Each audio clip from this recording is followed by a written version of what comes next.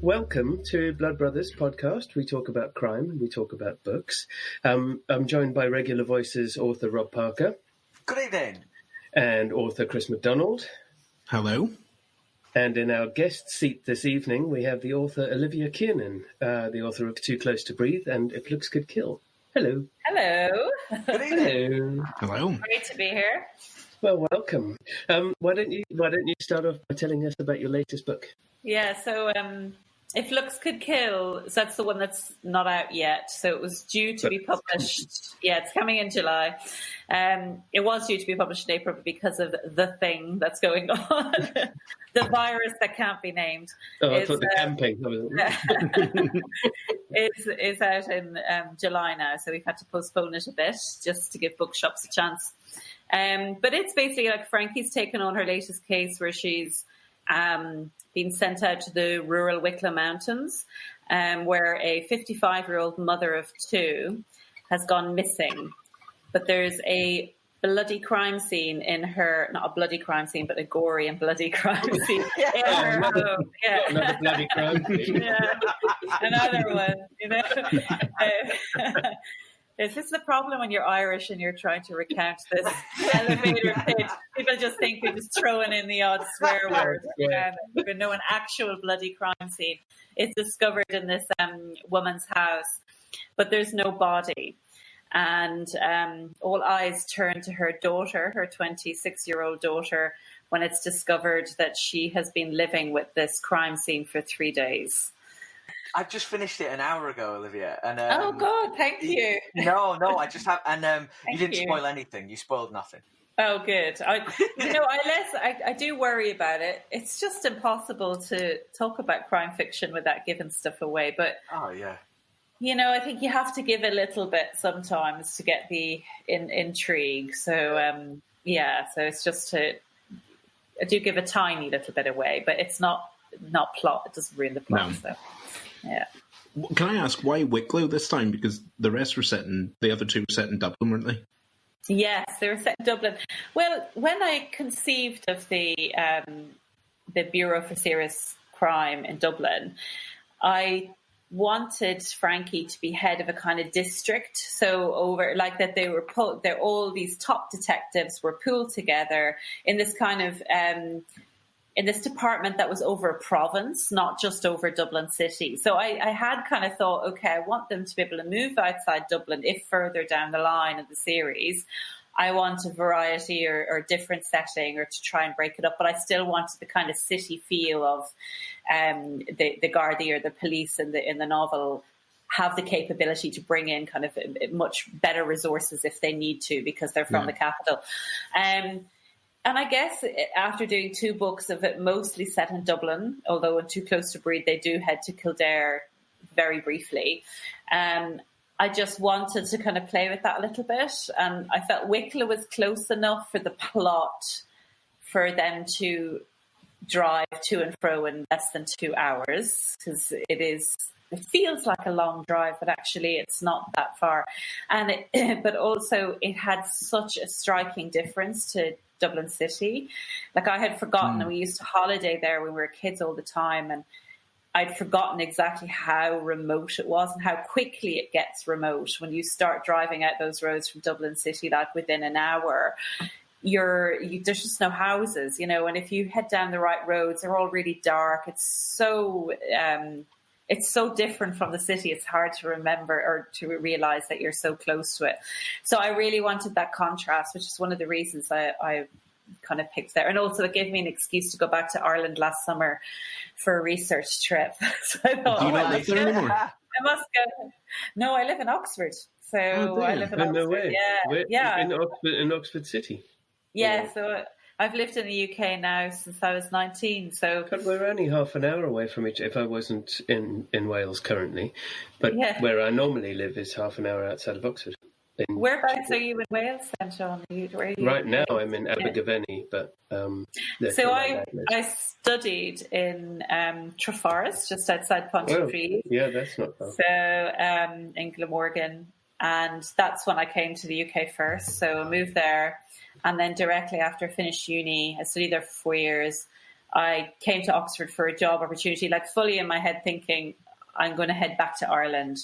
But I don't know, when I arrived to Oxford, it was just, I don't know, there was something about it that I love the feel of country. You just go some places and they kind of feel weirdly like home when you've arrived there. And sure. so so it's weird because Oxford obviously has this reputation of being really a bit more elite, and I'm definitely not an elite person. Like I come from very much rural Ireland, family of six and that kind of thing. But it was the kind of country mix and the city next to it in close proximity that really attracted me. And but it's so quite I a gentle stayed city here. as well in terms of city. It is vibrant and thrumming, but it's also quite gentle. It's not it's not as aggressive as London. And so normally, and where Red Dog is based, is about half an hour north of Oxford. In Chipping Norton in the Cotswolds. I love Chipping Norton. Not great for crime. Well, Oxford's great for crime. Oxford, I just think Oxford's one of those weird places. Like, it's strange in that everyone kind of has this idea of Oxford, which is right. But then you have this underbelly, which almost seems worse because it's so parked up against your kind of view of Oxford. When I first started writing Too Close to Breathe, I was pretty clueless about procedure and police procedure. And there's this route where I used to live in Oxford City that you could go right around the block, down Iffley Road and come back through the city, and it was just 4 miles, so it was perfect for when I was running. And I remember going out one winter evening, I think it was in March or April, and I was running along the street, and suddenly this police cordon, I came across this police cordon. I'd done this route like every day of the week, so I was like, oh, this has only just been set up. And this guy had been unfortunately murdered in this house. So because I knew so little about what they would normally do, or how long the tents would stay up, or how they would, my daughter's just snuck into the room. You're going to have to make this parental guidance now, no swearing. And she just carry on talking about the murder. It's fine. Yeah, exactly. She's used to those. Just hang on a second. She's used to those conversations, so that's fine.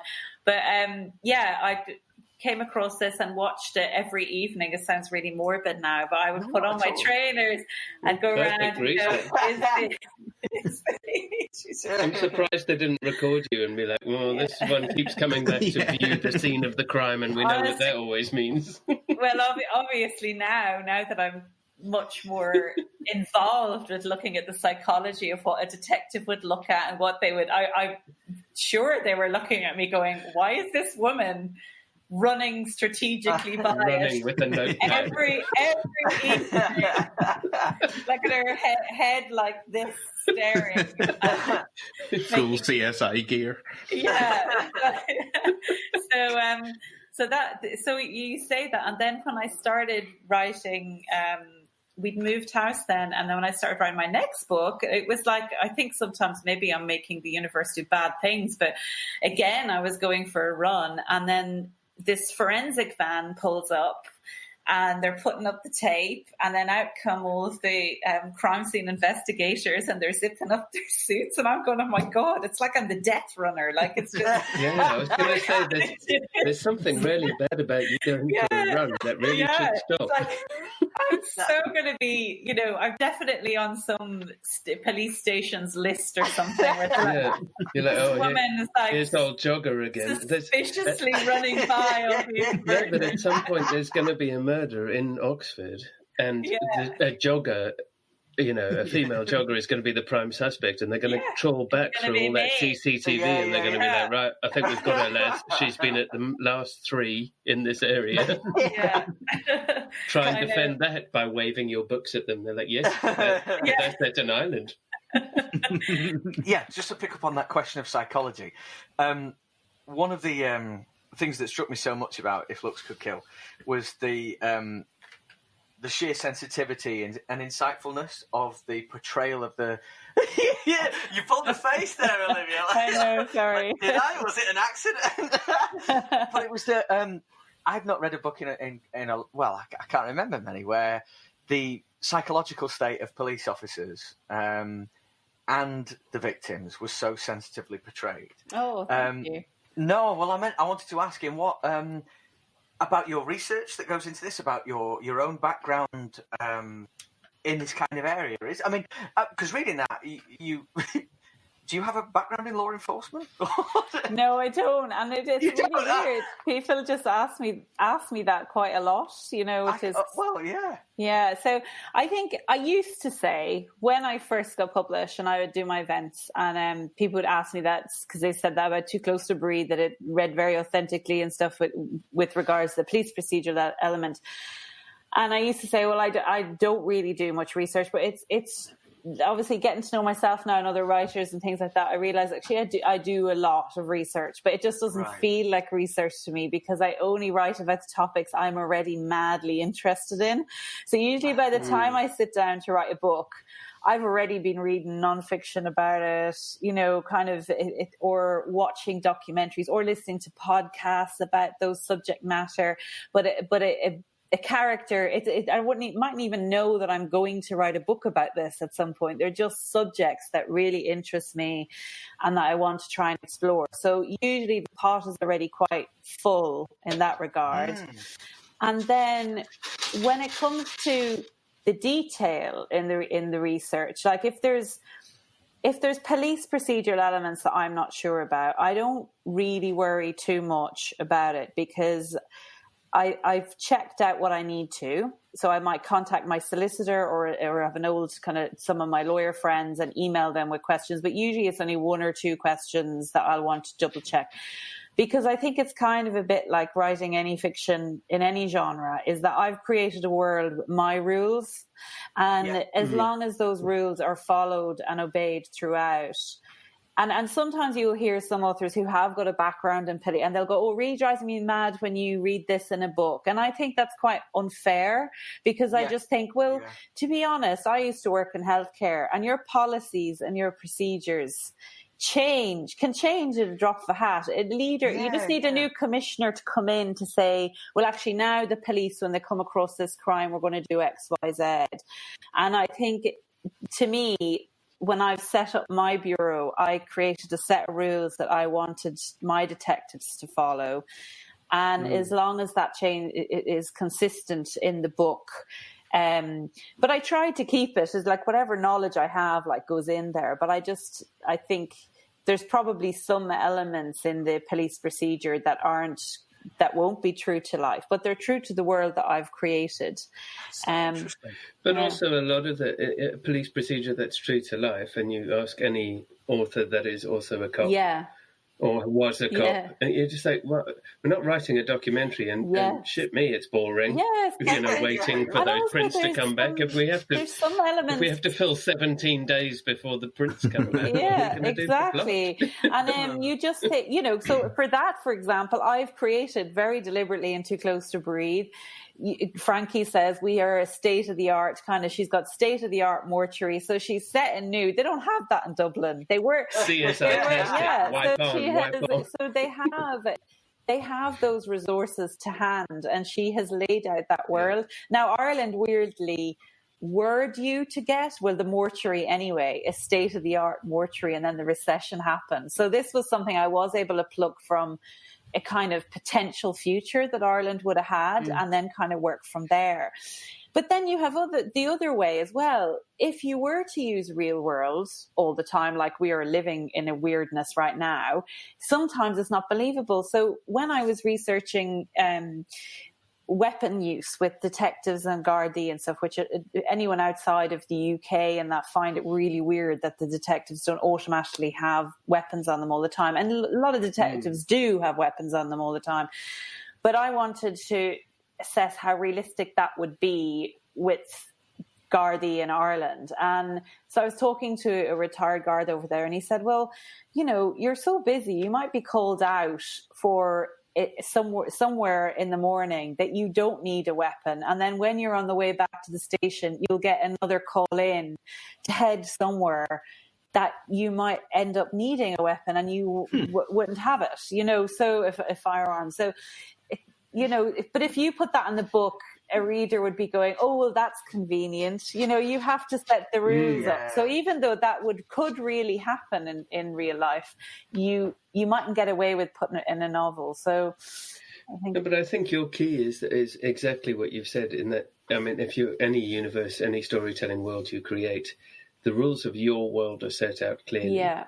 And everything inside that has to adhere to those rules. And that if you're writing sci-fi, if you're writing Back to the Future, you go, oh, these are the rules of this, 88 miles per hour. You're like, okay, sure, let's all believe that. Yeah. Right, but we believe it because they don't stray from that rule. You just go, right, now we've written ourselves into a corner and now we're going to have to harness lightning and some other producers to get back. But we are going to have to do that because that's the corner we wrote ourselves into. That's absolutely fine because really your audience, your reader isn't that interested in the accuracy of procedure as they are in who did it and why did it. Yeah. And let's go, and the emotion of your characters, emotion and conflict, that's where your story story is. First, isn't it? Story. Yeah. When I wrote The Code, which is a tech thriller sort of set in, it's all about cyber terrorism, all of the interviews I got for PR were from sci-fi magazines and sci-fi podcasts and everything else. And I was like, it's just fi. Yeah. And they're like, no, but there's, you've hacked a car and you've driven it off a cliff. And you're like, yeah, that's possible. And you've hacked a plane. Yeah, that's possible. Yeah. I've got all the blueprints. I talked to hackers. I've got the research. I could do that to your Prius if you wanted. Yeah. They're like, oh. And it's just, you kind of go, well, it's not even science fiction. It's just fiction. Yeah. We created this world. And maybe because of the way I told it, it felt like science fiction. Yeah. It's all possible. Yeah, that's it. So you do have the other side with the research too, and that some of the real events are not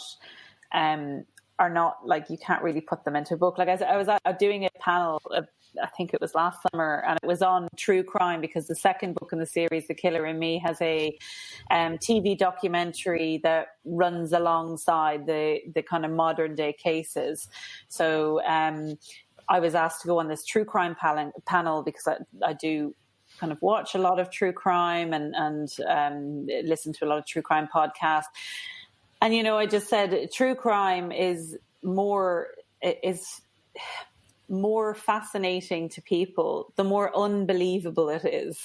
Fiction is more fascinating the more believable it is. And I said there's kind of difference that you have to kind of make. Yeah. I do have to dig out that quote. So somebody had said that the difference between fiction and non-fiction is that fiction has to be believable. Totally. And it's much harder to make. Yeah. And so all the time when you're sort of with people and they go, oh, you couldn't write this. And you're like, well, you could, but nobody would believe it. You'd be getting many. You could write this. This is why things like Tiger King are so popular. It's so out there that you can't help be hooked on it, And it's because it's real. It's like the farthest edges of possibility. Yeah. But I never thought about it in that way, that fiction, in order for fiction to be... compulsive is probably the right word. Yeah. If you make it believable, then you've got them. Yeah. It has to be like, there can't be character loose ends and there can't be plot loose ends, and there have to be. You have to have Chekhov's gun at the front if you're going to shoot someone at the end. It all has to be there, because otherwise people are just like, this is madness. Whereas if you go based on a true story, they go, oh, fine. That's why the Coen brothers put Fargo is based on a true story. Convince them. Easy. Easy money. We're just going to do that at the beginning of all my novels now. Blimey. You mentioned, Olivia, about usually you get to a point where the pot's already full with something you're really interested in before you start writing. Yeah. In the case of If Looks Could Kill, without giving too much away, what was the thing that you were really what was the topic you really wanted to explore? Yeah, well, it's kind of a mix, I remember when I pitched it to my agent, I'd kind of say I'm really interested in some of the cases, like one of them was West Cork, that podcast where I just listened to that and I just gone, gosh, how easily you could make a mistake in your behavior, how you're supposed to act, and I just thought, well, for me, that was probably a huge fear as well, personal fear, because I know when I go through an airport, I'm like relieved when they pull me over for a search. I just think, please just check me. I'm fine. I feel like my behaviour's all twitchy, like straight away. And I just feel like, just check me so I can just go forward and feel like, okay, I'm so interested in that. Do you get that point where, when they've let you, they've gone, all right, madam, on you go, and they haven't checked you, and then there's those other police that are right by the edge, and you're just like... That's amazing. I feel all like, okay, it's fine. Everyone knows that I'm not up to anything, so I feel like I can go forward. So I think I would just be someone that would not be able to behave. Like, as well, I remember one time being in a really stressful situation, and laughing, and it was just like this weird nervous and someone actually said to me, it's not funny, and it wasn't, but I was like, oh my God, my behaviors are so screwed up when it comes to that. So I could kind of really identify with some of those cases, and not saying that that's how it turns out in the book, but I just thought how that you're immediately weighing up how someone should be. And I guess in some ways as well, if you want to see how there's subjects that interest me, and Too Close to Breathe as well, the first victim, like in that, was kind of a crime fiction cliche in that she was beautiful and blonde, she was perfect, she was, this, and I wanted to kind of toy with our expectations and what a victim should look like. So I thought, well, this is the reader and Frankie, who's very much feminist, coming to this case. The husband's missing, this victim's husband's missing. She's putting pieces together, as is the reader, kind of shaping what that case is. And kind of prejudicial in some ways, but you can't help being steered by what we collectively see as a correct behavior. And when someone's outside of that box, like, what's that case with that poor woman, is it Joanna Yates? That woman who was murdered in Bristol. She was murdered in Bristol on this really cold day, and her landlord, the professor, yeah, and he didn't look right. So the entire nation's press and everything, not the entire nation, but so many, definitely the wrong. They were just the poor guy was just annihilated, and you couldn't help but going, okay, he's not fitting the right box here for us, and his behaviour is weird. Look at him going out and about when this woman has been murdered. Yeah. So I think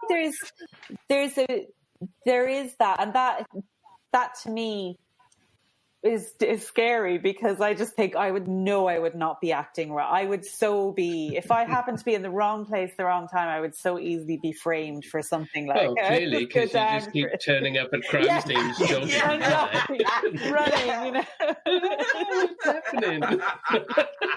You're just giggling away because you're nervous. Yeah, exactly, smiling and laughing because I'm anxious, So it's just slightly manically. I'm running by. But so I think you are definitely on the police's radar. Oh, totally. And you add in a crime author's Google history, and then you're just Christ on a bicycle going down, aren't you? Yeah, there's nothing you can do about it either. Yeah. So that's amazing. I think I've answered that question, have I? Yeah. I've had some. Can I ask, how did Frankie come about?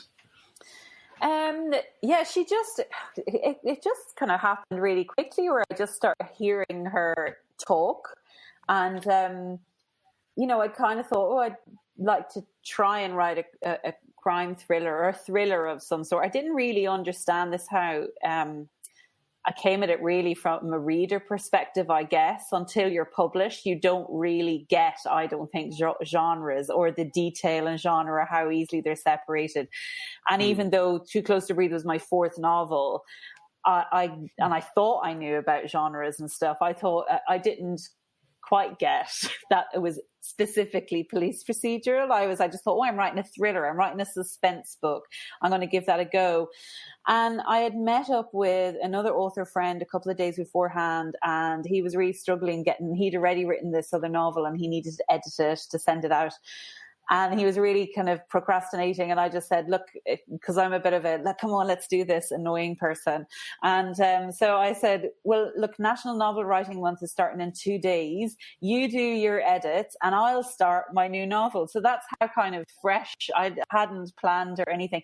However, I think I had, because of the things I was writing about were stuff that would percolate and that I think about anyway, because they're things that interest me. And so it was just Frankie. I just had this really clear vision of her walking out of this avenue. And I guess it was more of a third person vision, but I could hear her voice. So I could see she was really tall and she was blonde and she was kind of walking out of this building, in Dublin. And as she was kind of moving away, that she was getting increasingly kind of stressed, I think, but that was weird for her, that she was normally someone who would be top for game. She's the one that people are kind of scared of, that kind of thing. And then it wasn't really until I was writing further on that I realized this was her first day back, or one of her first day back, her first case back after being attacked at her previous case. So, and that what she had just witnessed was an autopsy of a woman. That was nothing particularly gory about this autopsy, but because she had so recently been a victim, she was kind of seeing herself, and she wasn't used to folding that word victim into her own self-image. She sees herself very firmly, I'm hero, I'm coming in here to sort this kind of stuff out. And now she was kind of seeing herself on the level with the victim. So that just all tied in with the kind of theme. So I remember after I'd written the first few thousand words getting concerned because they were in first present, and I'd normally write in third past. And I remember sitting down and going, oh, this is odd for me. And actually is more, I think, kind of you're writing more in a kind of straitjacket, because if you're not able to kind of move outside that persona. And so I remember trying to write her in third past then, which was what I would normally write in. And it wasn't as strong. So she just needed to have all that voice for herself. She was like, this is mine. But that sounds right. I mean, to me, that sounds like you had a vision of a person, and over the process of writing 1 and 2 and, developing the series, that she's developed as a character, so she still has the capacity to surprise you. Oh yeah, I mean, or did she come fully formed and nothing? No, I mean, to be totally honest, and this is probably, I don't know how many other writers work like this, but I don't know the ins and outs of everything for Frankie. I couldn't tell you, like, just off the top, I couldn't say what her favorite food is, for example. But I know some writers will, and I know some do. I know that there will be a book where she'll tell me what that is, and there'll be a reason in that scene why she's gone, this is and maybe there'll be a whole sequence of memories attached to that food, and it will appear.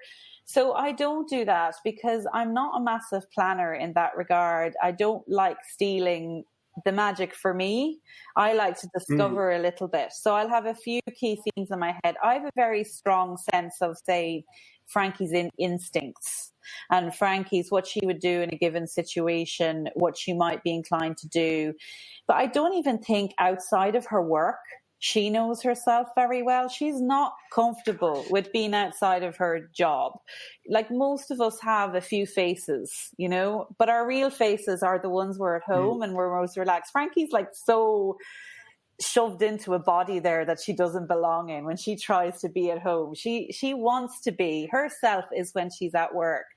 So I don't even think that if you ask Frankie to write down her personality fully, that she'd make a good job of it at all. I mean, most of us wouldn't anyway, but I really don't think she would be able to. Facebook has proved that, right? I know, we're all like so happy. Frankie would never be on Facebook. We're secretly crying into a corner. Into our gigantic pillows. Yeah. It's funny though, ironically, by like what you've just said about not knowing her fully shows how much you know her in a way, because It sounds like a strange sentence when I've said it out loud, but it makes sense in my head. You're actually right. Yeah. I get what you mean. But it sounds like you would invite her for dinner. Oh, yeah, because I would just pick her brains, because her whole things that she's interested in and she's obviously going to be way more intelligent about it, and her profiling that she does and getting into her philosophy about things and her psychology are all the things that I would love. And I such a crap memory, like things just go through my head. You're talking about this person that you've created, and you still talk about her like she's an enigma. And you made this person But up. you talk about her as if you're like, God, I'd really love to be more like her. You're like, you made her up. I say this all the time about Alex Ripley, one of my characters. I just think, like, she is the intelligent, strident woman I would love to be. That's what I remember saying that in a panel once, where some reader said to me, so when the reader said, oh, is there parts of you in your character? And I said, absolutely not. I'm such a chicken. I'm like properly not able to, when the pandemic hit, like I have always watched these movies, the tsunami movies where you see and the characters are standing there looking at the wave and you're going, why aren't you effing moving, you stupid idiot? and I just Run away! I'm one of those people. Like, I just think I know now from the pandemic, I am just the startled extra in a movie who's just going to be standing there looking at the impending doom coming towards them and not knowing what to do. But Frankie would know what to do, you see. She'd know. I'd be an extra in one of those movies. The apocalypse. I'm just like an extra that gets wiped out with the first, like, kind of wave coming in. So long as you're not doing a conga on a national celebration day. That was 2 miles from where I live. I'm too chicken to do that kind of stuff. No, I'm just in my bubble wrap. I'm not leaving my house. That's it. Quite right too. Blimey. So I love that. And this, I love hearing this. When writers let a character do what they want, and they constantly manage to surprise you in some sort of way. And it's like it seems like you write with the brakes off where Frankie is concerned. You just let her do whatever she needs to do. Yeah, but there's. Like that's what's so weird, because I kind of have a sense of where what she'll do and things, but yeah, I don't really plan massively. I don't even know when I set when the interview scenes with a suspect, I'm not even sure. I'm more concerned when I'm writing there, getting the kind of smaller details right of what the character's looking like, their kind of emotion, and also Frankie's kind of expectations out of that. So I might think, right, she's going into this interview, she thinks she has it, or she's very in control, or she's working with Baz and they have this planned out. He's going to be a certain way and she's going to be a certain way, and then then I'll just go in and let them chat and see what kind of manifests from that. So I'll have a very clear view of what mood or aim, but like that could totally turn around halfway through the interview if the suspect decides not to play ball halfway through. Yeah, but I think I love that about the interview, like about any of those things. I always rib the guys because I plot a lot, but my plot for that would be interview suspect number one. Yeah, that's as far as you don't go. And in this interview, he reveals detail 1, detail 2. Yeah. It's just like, all right, interview. More time with the murderer interview. Everybody's dying. Even that's too much for me. Yeah, I would. Yeah, no, that freaks you out. I'm just writing an interview scene right now. I have no idea. All I know, the only information she needs to impart is that her friend is missing. But I don't even know with this girl who's come in whether she is truly a friend or not a friend or whatever. And neither does Frankie. That's the beauty. So she's. She is. We're just kind of ignorant, going, I have no idea if this girl is telling the truth, if she's a good one or a bad one, and I'm just letting what I think Frankie as a detective would do lead what happens from that. And maybe it'll come back later at some point. And the only interview I really remember being careful to structure was in The Killer in Me. There is a taped recording of Sean Hennessy's interview when he was first arrested, and that had a lot of the psychology that they used to, in America, they still do an interview technique or an interrogation technique called the Reed technique, which you can see as well on Making a Murderer. I think they do that quite a bit. And it's got a very high confession rate, which is great if your suspect is guilty, but not so good if your suspect isn't. So am I reading that right, that you can use this and you will almost... Oh, it's so clever. Like, it's you get a confession out of innocent people as well. Yeah, I've watched like real-time interrogations of this, because you can see these on YouTube where some stations have the video camera and you can see detectives setting up. It's very staged. So the detective might come in quite casually holding a few notes and look like they're just grabbing their notes. But all that's very staged, the two tables, there's a psychology behind it all. And this kind of camaraderie they're building with the suspect, and they will sit down, and it's like they're delivering, oh, I'm really sorry to say this, upset, but we know 100% that you did this. We do have evidence. And so that's like the starting point. And I I can't remember now, but from my research, there was something like 9 stages in this interview. But the briefly is just they will insist they have evidence. So obviously you're sitting there, you haven't done this. So you're going, well, I didn't do it. And they will just keep insisting, but we have the evidence. We know you did it. And then slowly it's like they change, going, but we understand why you did it. We understand how this could have happened to you. And they begin to slowly rewrite the narrative. Now, this could go on for a 16-hour interview or interrogation. And towards the end, if someone's still saying, oh, no, I didn't do it, then they give you 2 options towards the end. They give you kind of, you're guilty. We know you're guilty, but we understand why you did it because of this, or a more morally acceptable reason.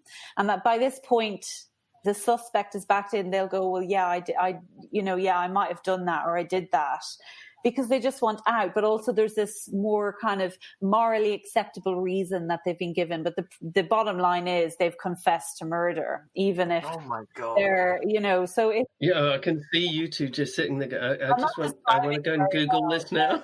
They still use it. They don't use it in the UK now. They use the tell, explain, describe. And I think actually they've even moved on from that in the last 2 years. There's another one, I think, beginning with P, but I can't remember. But so that was the only interview that I properly researched. Obviously, I summarise it so it's not as long. 16 hours. It's just like a page and a half. But you can see the change, like where the detective is saying, you did this, you murdered this person, and he's saying, no, I didn't. And then he's going, but I understand. It must have been so hard living with this man. It must have been so difficult. Anyone would have done it. I probably would have done the same kind of thing. And he's saying, no, empathy. I didn't do it. And then they kind of give the scenario of, we think, we were sure that you went in and you took this knife or whatever. We totally understand it. Anyone would have done it. And so it's kind of backing them into a corner like that. And it's fascinating to watch some of to me, I know most people would be like, oh my God, that's so boring, like watching an hour and a half of... Oh God, no, I love it. No. Especially when you've dissected the psychology of it like that. I mean, on a similar, not really a similar sort of thing, but this story harks back to me. If you'll indulge me a moment, Sean, you might have to bleep something in here. Okay, you tell me what, and I'll see if I feel obliged. No, because we're all crime writers here, aren't we? In that awfully massive umbrella of crime. Yeah. But this just hooked me. So I was at Morecambe and Vice 2 years ago, the crime festival that's over in Morecambe. And I was having a chat with some authors around the table, as you do, between panels and whatever. Yeah. And a couple of beers were had, as they do at these events as well. Surely. No. Happened at any crime festival I've been to. No, never. And then bleep here, Sean. Yeah, he was saying to me, to the group around the table, that he's well into these papers that he's reading at the moment, these medical papers, which the criminal justice world are trying to dispute and keep a lid on, because they're going a long way to prove that we all have this sort of little flap at the front of our brains, and in that controls that part of us that knows whether we've told a lie or not. And apparently it's like an awkwardly awful percentage that don't have that you could convince yourself so many times that if you said it enough times, you'd believe it was the truth. And it's apparently like 75%. Oh, God, while we're bleeping things, that's an exact description of... I'll just cut that out. I've just always thought she was a sociopath, but now I know she's got a brain flap that's missing. Apparently, it's like 75% of us don't have this flap. But he said that because this throws it into doubt that 1 in, 3 in 4, 3/4 of every witness testimony ever is possibly irrelevant. And how massive that would be. People do a scan to check that it's activated. Well, yeah, that's the thing. But obviously, so then we all started laughing about it. Like, right, I don't know about you guys, but I can't wait for 6, because there were 6 of us around the table, 6 books about brain flaps next year that we're all going to pump out. Yeah, brain flaps. I don't know that. Yes, I don't know that that's the technical term. No. Yeah, but you see, I would trust him till the cows come out. But the fact that this is 2 years ago and he's still not written about it, I'm going to steer clear. It might not be. It could be true, but it's so different in the criminal justice system and any other thing. Like, if someone's a psychopath, is that a mental illness, or is it? Yes, or the serial killer gene, is that something you can help or not? So the criminal justice is very used to dealing with those kind of, I guess, conflicts in how you approach it. All just hangs off precedent, doesn't it? As soon as one case is proved, where you go, this is inadmissible evidence on account of the brain flap. Yes. Don't spit your drink. Oh God, you're like that's as sophisticated as that scientist on what was the Netflix show, The Staircase. The guy, the really bad kind of forensic analysis scientist court, and it was like, oh my God, I can't believe they got this guy. He's going to just let. This is your expert? No wonder people don't trust experts anymore. He's saying the brain flap is better. It's more convincing than this guy. Oh, really? The brain flap actually sounds like something. Yeah, I was like, oh my God, how can you mess this up? The guy is like complete psychopath. It's really clear. He was in the house. His wife was found at the bottom of stairs. It's the second time in his life that one of his wives have ended at the bottom of the stairs. And you've managed to mess this up. How have you done that? It's just like... Yeah, it's incredible. It was just so crazy. Stairs are so dangerous, especially on this guy. He just keeps falling for women with like stair foot syndrome. Yes, maybe extreme vertigo. There was just such a series of disastrous mistakes and that. That's why it's preposterous and why people enjoy it, is because it's so mad it can't be true, but it is true. But why, if you wrote it in one of your books, it would be a straight to 1-star review. This is really, really unbelievable that Frankie didn't pick up on these particular she picks up on such minutiae, but she didn't pick that. Yeah. She didn't see the foghorn of Stairman. Exactly. Yeah, sorry.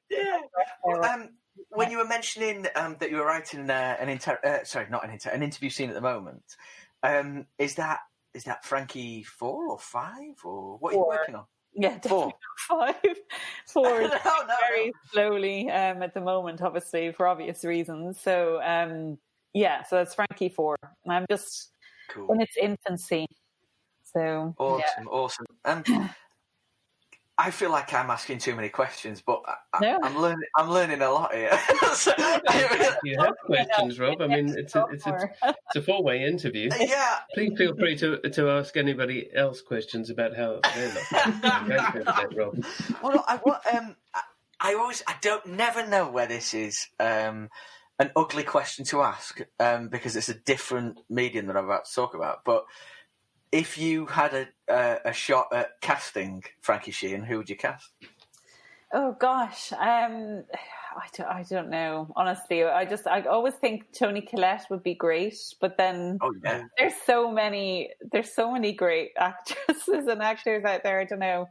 I remember when I first started writing it, I kind of had Tilda Swinton in my head, but yeah, that's kind of changed a little bit now. I think a lot changed actually when I went to Germany, and we did actually have an actress reading to translate. Oh, wow. When I did a German tour. And Anneke Sarnau, and she was just so brilliant, but she just had that, even though she was speaking German, she was so franky, and since then now it's kind of actors that look like her. I'm kind of going, she could kind of look like it, but you know, it's hard because I find it hard to picture fully formed. I could individually say what colours she is. Yeah. So you could look at the casting line and go, no. Yes, exactly. But in a Tom Cruise, Jack Reacher kind of. Which no. A good thing, I think, not to be so set on things, but So I find it hard to kind of completely visualize, but. Yeah, I always think that kind of attitude, the way Toni Collette, when she's playing those kind of roles, she's got that, very sure of herself, and that kind of feeling. I mean, physically, the posture, before you even anything else, but the way she just carries herself. Yeah. Rings true with what I've been reading. Yeah, totally. That's that kind of attitude is the word I'm looking for. So, and that, I guess with Tilda Swinton, she kind of has that too. She kind of has that attitude when she's carrying herself. Yeah. She's not timid going into a room, and she knows herself and knows what she's doing. So, I think any actor with that kind of feeling about them, I think, would be great for me. Anything would be fine, you know. Elton John could play her, and I just sound no. Let's get on TV. We've all seen Rocket Man. Come on now. I haven't. Haven't you? No, I haven't. I wouldn't worry about it. Yeah. Wouldn't rush. I have to watch that now. No, that wasn't a recommendation. Quite tense. Did you? Tense. Did you not? Oh, I didn't know much about you before it. Yeah, but what a narcissistic piece of shit to exec produce of your own poor little rich boy lifestyle. Oh, did I just thought to myself, as the exec producer, go, oh, look at that beautiful young man playing me so beautifully. I had such a hard life. Did you fuck? Sorry, this won't be part of the thing. I've gone slightly off. I know what the fuck is wrong with you. Sean, okay, we're on a podcast. Yeah. Well, no, we use this as therapy as well, though, Olivia. All of us, I think. You need to talk about something. This podcast began as lockdown therapy, and none of us thought it was going to go on this long. Well, can we get Elton on? I mean, should we get him in here? We can discuss it. Do we have room for a fit? Yeah, I'll tell him exactly what I think. And how he dialed in the last night of his Red Piano tour that I paid good money to go see. No way. Rocket Man. Yeah, I could have fucking done that. Worse than karaoke. Ooh. I've obviously really taken it after.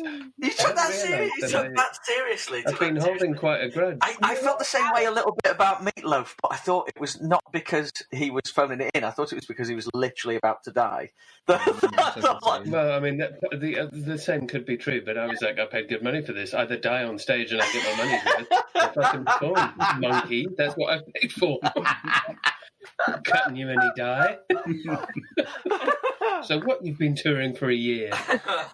You booked it. Wow, I really am quite a harsh critic. Yeah. I'd like to blame this on lockdown, but I think I am just a vitriolic old bastard. Brilliant. Oh, Jesus.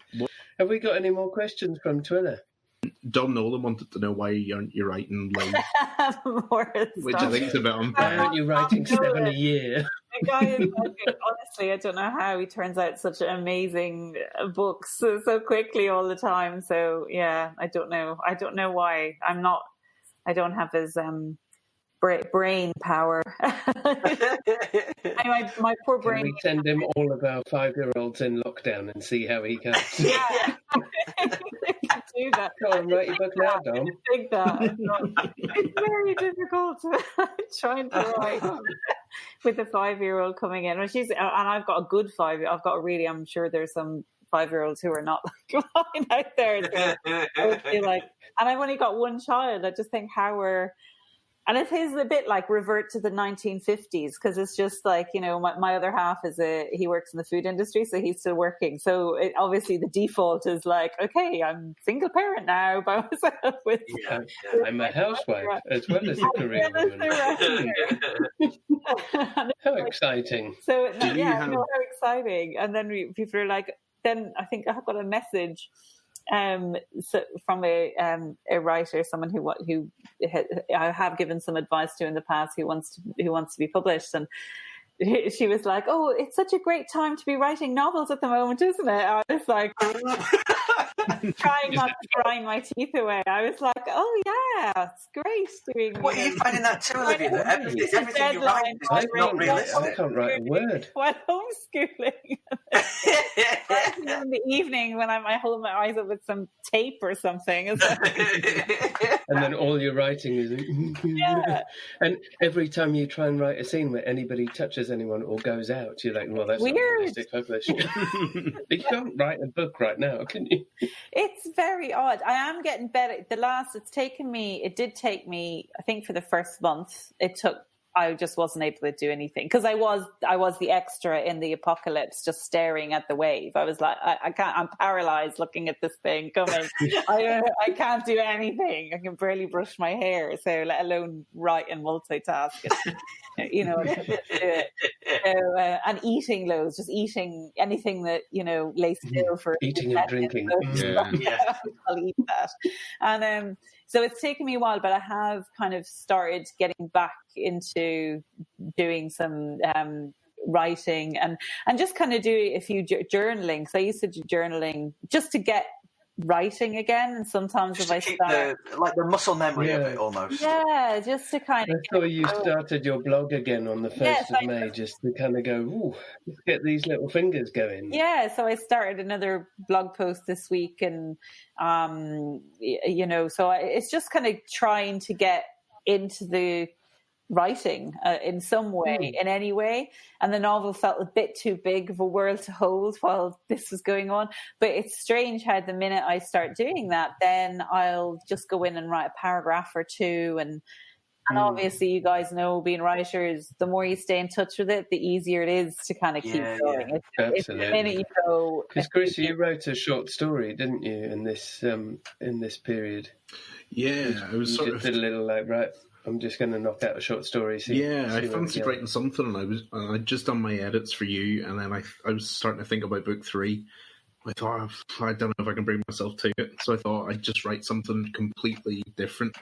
And it was quite nice, and then it got me into that frame of mind. Python sketch. I wished I could be that funny. Don't we all? I tried to write in past tense, but I can't do it. I really can't.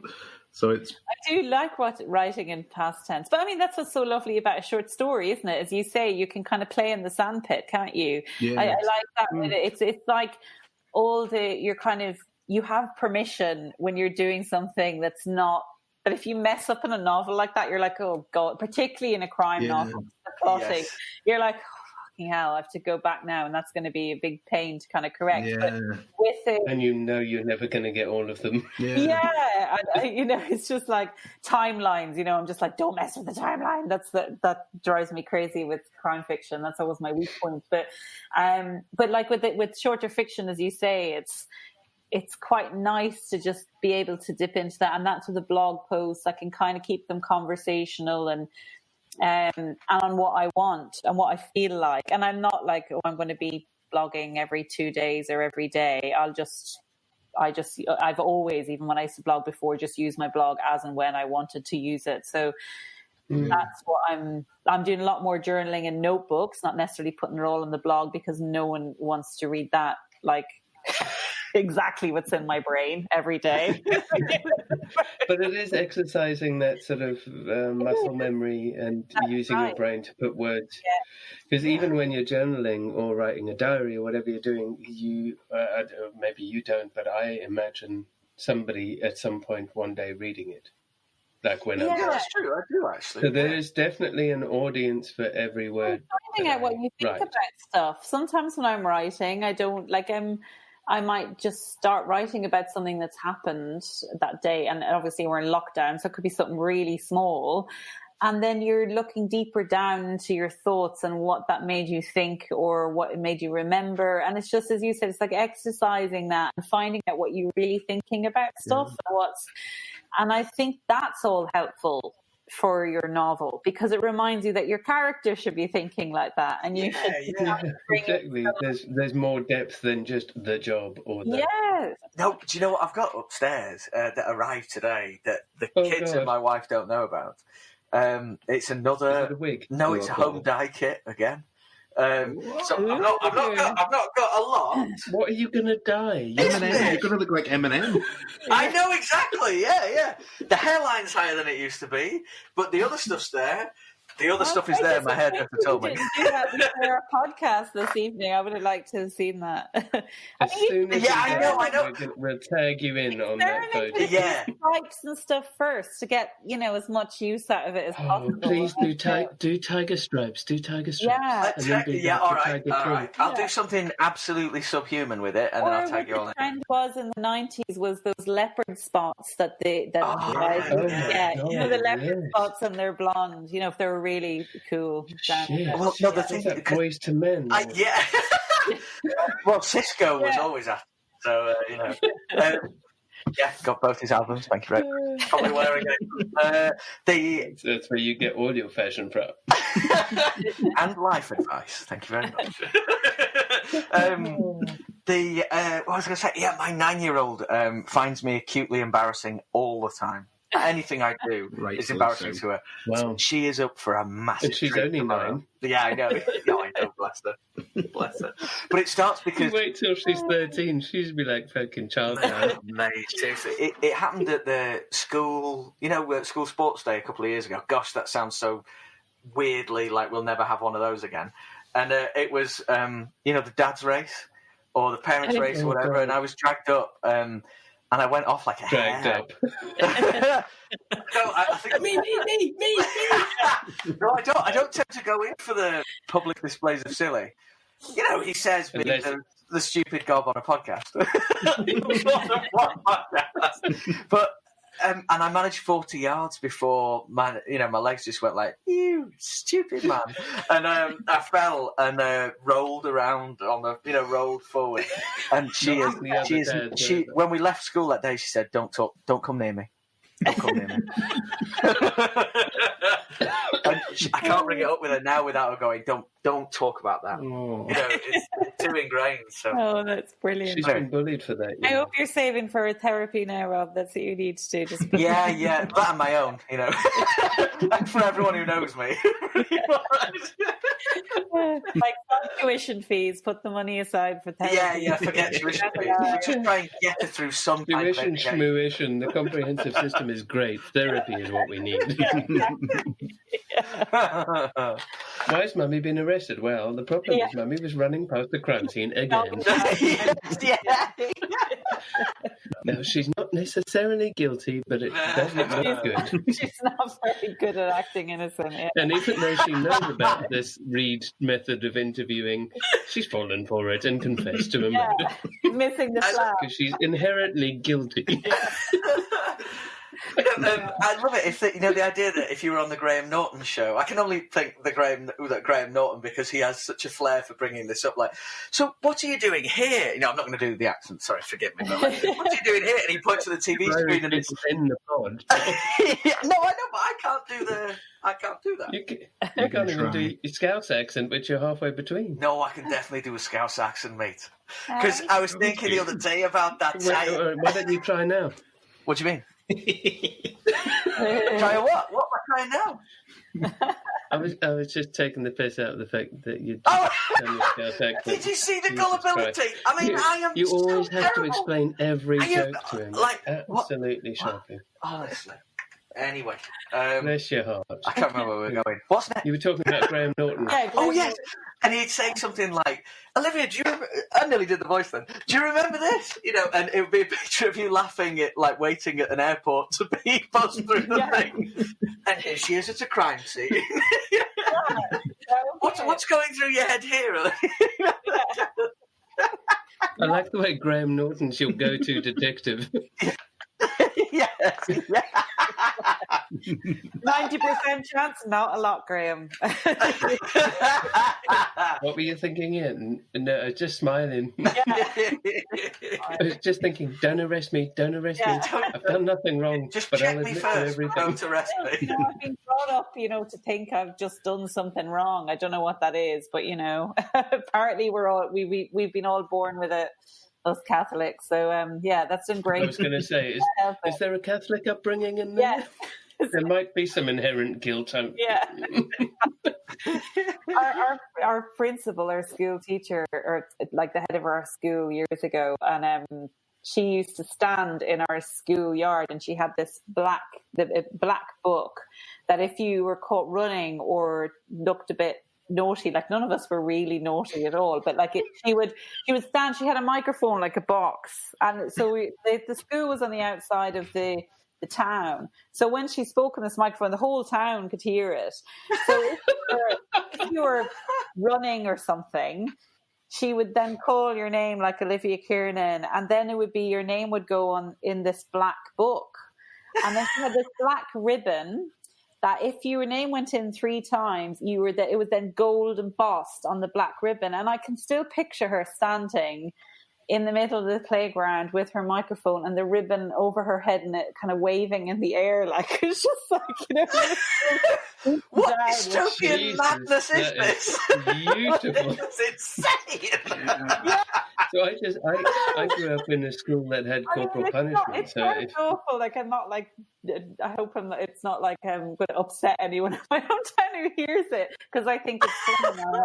Do you think they still do it? No, they absolutely don't. Still waving the black ribbon with the nuns are not. I see that as a massive accolade to get my name embossed on the gold. Yeah, no, I definitely, because I grew up in a school. To us, we were brought up with the belief that is the nuns and priests. They say you're bad, you're going to hell. You're not clambering out of that. You're going to burn in hell.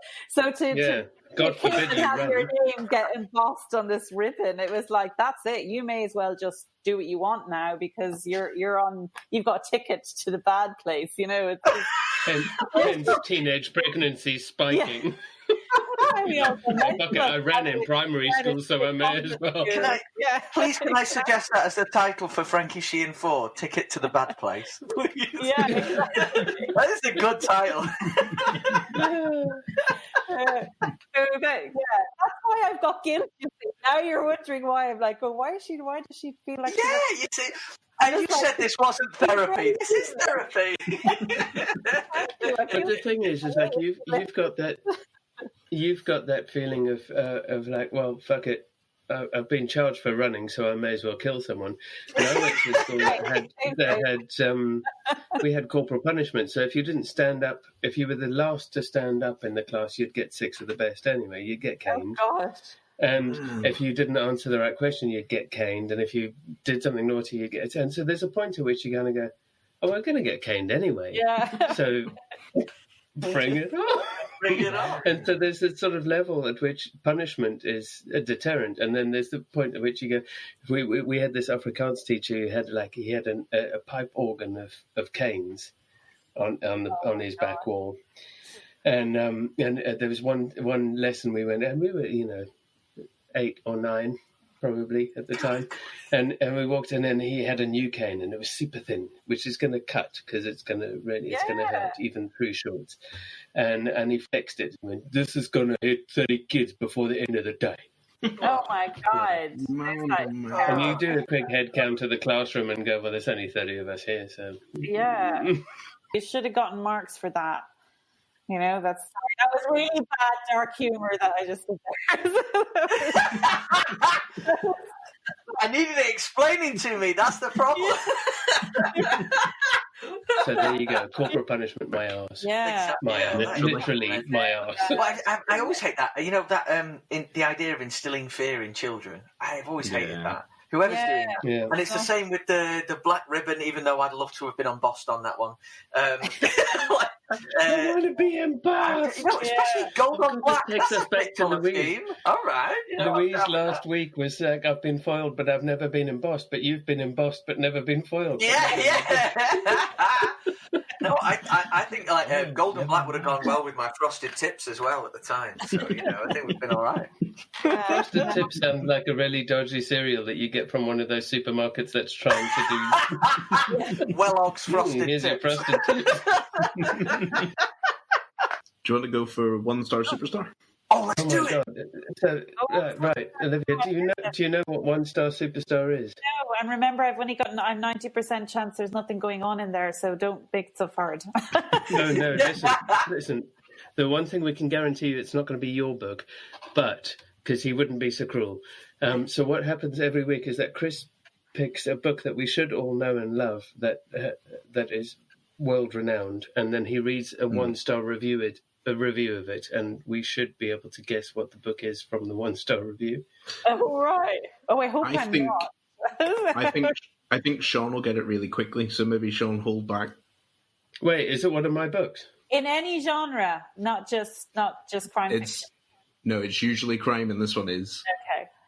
No, it's a book you like, Sean, I think, and so we'll see. So 1-star. I'm not very good at remembering any names, right?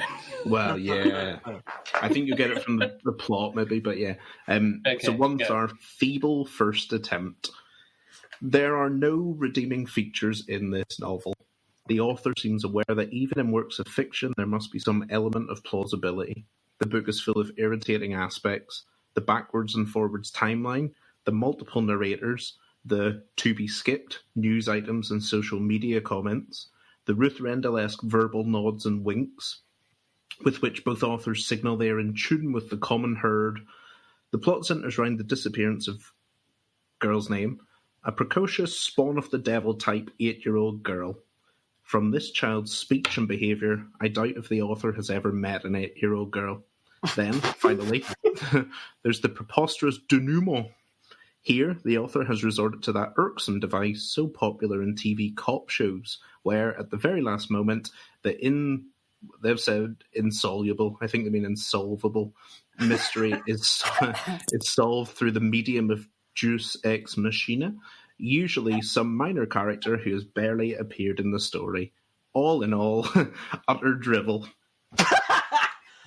I know. I don't know. I think I have it. I thought you might get it pretty quickly. Have we had any sort of suggestion of when this came out, or did that not? Do we have a date on the review? Came out in 2017. Oh, so 3 years ago. Mm-hmm. There's been a book every year. Big international smash. Book every year. Mm-hmm. It's big enough that you'd know it. True. And she's coming on the show in a few weeks, months. Mm-hmm. She's coming on the show. Mm-hmm. I think this might be the first time I ever get a 1-star superstar. Might be the only time. Oh my gosh, I don't know. I'm kind of glad I don't know, though. Can I say it yet? Can I do a guess? Oh, yeah. Yes, you do a guess first, just so I don't look like a keynote. I think it's Kelly Taylor. God damn! Well, I guess she might be a debut in crime. Oh, it was a debut, wasn't it? Then, yeah. Sorry. Yeah, cause first time. That was a debut. And she's stunning debut, though. Definitely one of my favourite books. Oh no, we've not got her on. Sorry. Oh, it's not My Absolute Darling or anything. No, it's not that. No. I'm just all I can remember is there was a young girl in it. Is it CJ Tudor? No, because there were no girls in the Chalkman. Okay. Can I do it, Chris? Yes. Can I get it right? It's Cara Hunter's Close to Home. It is. Oh! Yeah! It's one of the best. It's the only book that I constantly recommend to other people. Yeah, you have recommended that a few times. I really bloody love that book.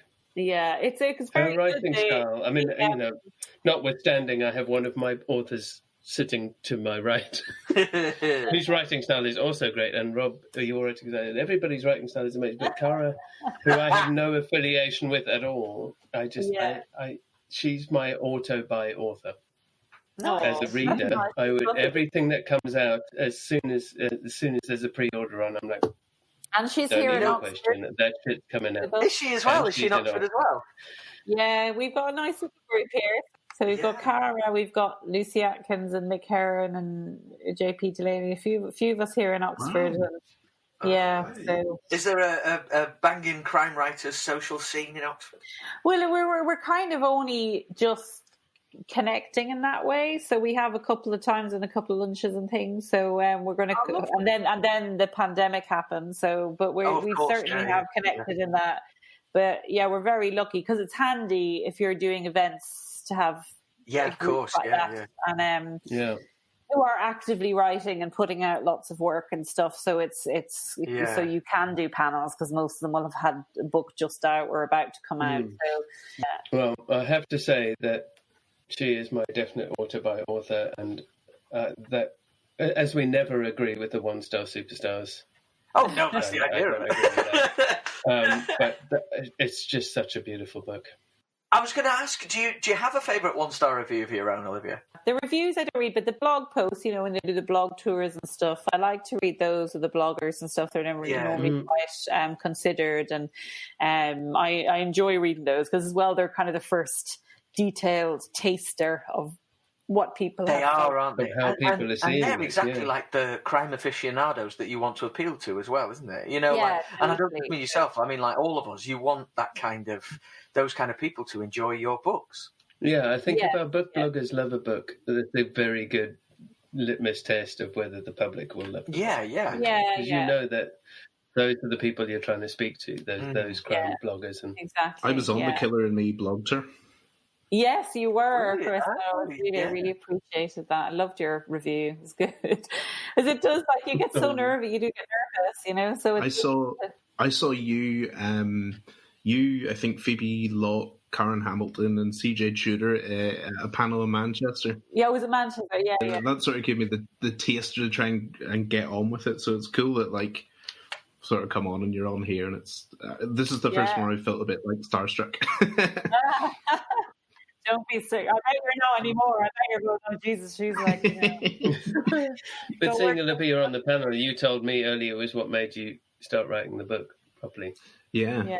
Well, so congratulations. give me the kick. Find another contract, which is amazing. Yeah, we're in for 3 and 4 now. Wow. Yeah. Don't fuck it up, Chris. It is amazing, though, isn't it? Because that was 2000 that was 2 years ago, and you've just So you kind of were only setting up your blog as well, I think, around that time too, weren't you? Yeah, it was all the bloggers and had a book written and published and a contract for 2 more and a podcast. Oh, and also he's a full-time primary school teacher, and he's got 2 small children. Yeah, so I mean that's pretty. It's not like he's underachieving, right? Superman. Yeah. Anyway, what are you reading at the moment? I'm reading a proof of Kaz Freer's latest one that's coming out. I think it's coming out in July, and it's called Shed No Tears. So it's her latest Kat Kinsella one. Her debut was Sweet Little Lies. It was a Richard and Judy search for a bestseller. Very, very good. It was very good. I really liked that. And the next one's Stone Cold Heart, and this is the 3rd one in the series now. So far, very good. So I'm really enjoying it. And that's in theory for July? Or? That's July, and I just finished reading Fiona Cummins' When I Was 10. So that's about oh God, I'm not going to do the elevator because I'll ruin it, but it's very good. So it's just, it's very good. It's about very good. I absolutely love it. BC, I'll ruin the elevator pitch and I don't want to give it away, so I'm okay doing my own. I can imagine I'd be like, oh, it's really great, get it, here's the ending. I wouldn't, I don't trust myself. Yeah, and in the end, they all just really, oh God. My other half, who we're watching, a friend of ours was asking for movie recommendations, and we recommended the latest. This is a good few years ago. I think it was The Departed with Leonardo DiCaprio. And spoiler alert, if anyone's not watched this and they wanted, don't listen to the next bit.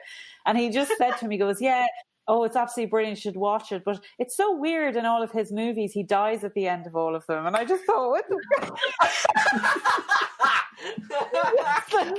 ruined all of them. It was just how he was like really fervently recommending it, and then just casually just crushed it. I just thought, what? He didn't even realize he said it. I was like, the death in that movie is so surprising as well.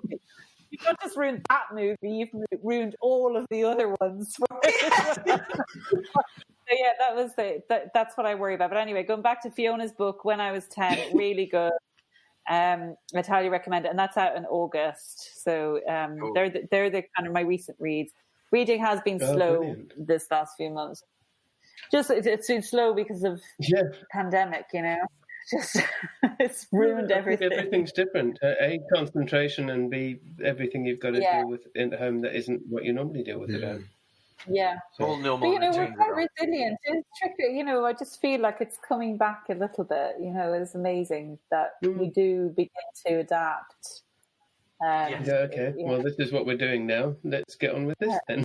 Yeah. And then we'll get on with that then, when that then comes along. What are you reading, gentlemen? I'm going to have to ask Rob, because Chris and I have discussed at length what we've been reading. But heck, what are you reading? I just finished If Looks Could Kill by Olivia Kiernan. So I've got to literally just amazing. Yeah. Oh no. I mean, permit me. It was. I mean, it's all right. No. I absolutely love it. So I'm going to do a reviewy online-y thing. Oh, thank you. Yeah, for anyone listening out there, and we hope you do. If Looks Could Kill, it's fabulous. It's absolutely fabulous. So thank you so much, Rob. I hope it finds a massive audience because it really deserves to. That means that when I go to up to bed shortly, where I know the 3 children with Mrs. Parker are already in there, so. When you have one of those nights where it's just like, oh, let's just get them to bed, and they're already in your room when you get there. So I know that all the time. Yeah. Oh, yeah. Does that mean you're squishing your massive 6-foot self into a cot? I would if I was 6 foot, but I'm not 6 foot. So I'd be squeezing myself into. Thank you, man. Oh, yeah, you see, but this is what it means. I don't have the flappy bit. I can't lie. Just can't do it. So we'll have to come up with a new hand signal for that because that's not great either. No, I'll be lying. Like a weird fringe. Yeah. Those days are behind me. And but I've got that thing where I can pick something entirely new tonight. And I don't know what it's going to be. So excited!